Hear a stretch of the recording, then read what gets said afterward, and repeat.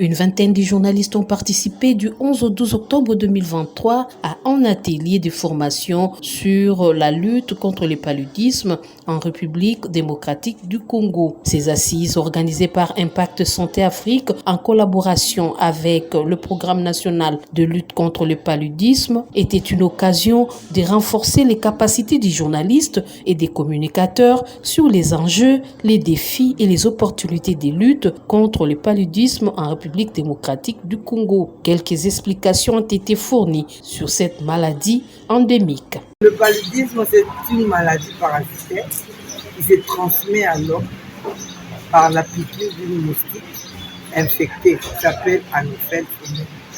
Et il faut savoir que l'hôte du microbe, c'est l'homme. Et le moustique n'est qu'un vecteur.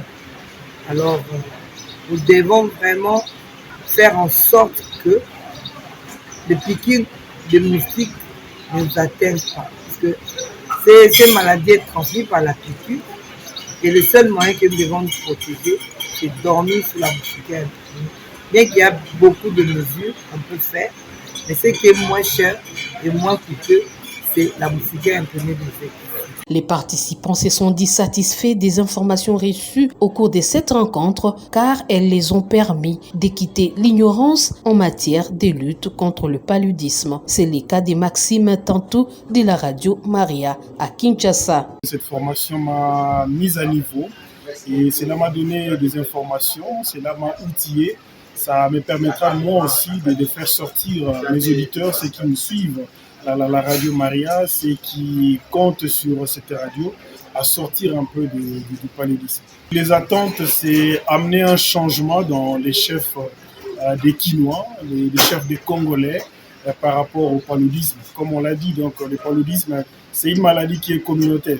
C'est une maladie qui dépend de notre propriété.